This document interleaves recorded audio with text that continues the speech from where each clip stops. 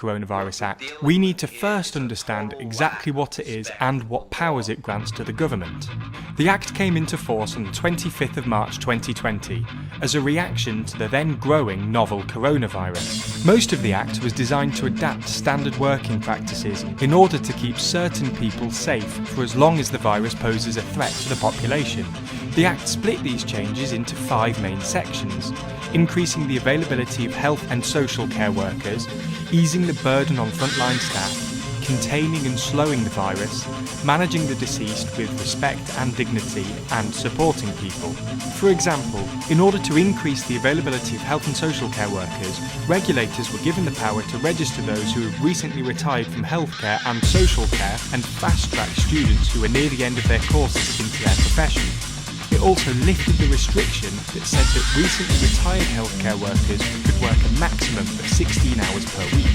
But the more controversial aspect of the legislation, and the bit that MPs take an issue with, were Schedules 21, 22 and Section 86. According to Schedule 21, a Secretary of State can declare a transmission control period, which gives police and immigration officers sweeping powers to direct or remove people in the name of maintenance of public health. Schedule 22 gives the Secretary of State the power to prohibit or impose requirements or restrictions in relation to the holding of an event or gathering in order to protect or delay the incidence or transmission of coronavirus. Finally, Section 86 gives the government powers to increase public expenditure, as they've done with, say, the furlough scheme, without going through Parliament, as they would usually have to do. Now, these powers sound pretty reasonable, but the bit that MPs are annoyed about is the fact that the exercise of these powers don't require parliamentary approval. All that is required is a declaration by a minister. Parliament only gets oversight in 2 ways. It has to approve any new regulation within 40 days of coming into force, and every 6 months it votes to... Do you think this Christmas is going to be considerably better than last Christmas? The question on everyone's lips. The PM keeping his fingers crossed. With a new COVID variant and the potential for tougher restrictions, the big unknown. But even turning on the Christmas light didn't quite go to plan for Boris Johnson.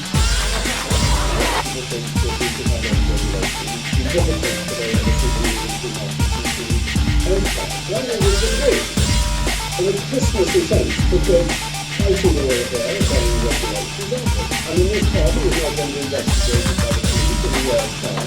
You are all very careful of social distance.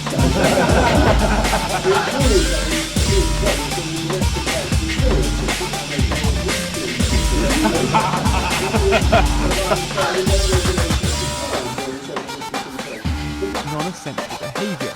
There's been a fair bit of confusion since the new coronavirus regulations came in about what they actually say.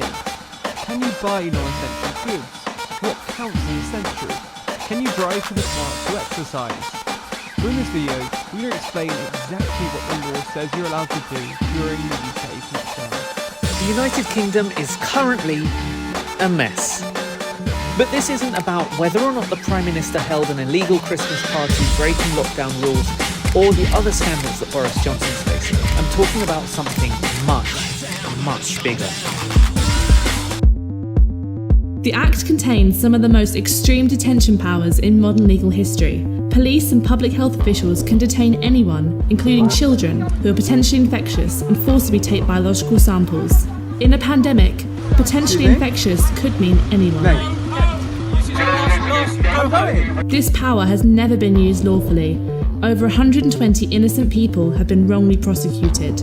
We must be vigilant against wrongful convictions, as was highlighted in the case in Oxford of 18-year-old Lewis Brown, who was wrongfully prosecuted recently under, strangely enough, Welsh powers in the Coronavirus Act. There should be 0 cases where members of the public have been charged with something that was not an offence under law.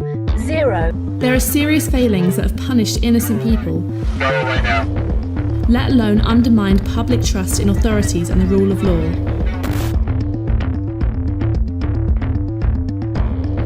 The Act also allows ministers to cancel events, close premises, and even ban protests. These are breathtaking executive powers. Already, ministers have made temporary regulations that prohibit protests, but the Coronavirus Act could keep these powers at the government's fingertips for years.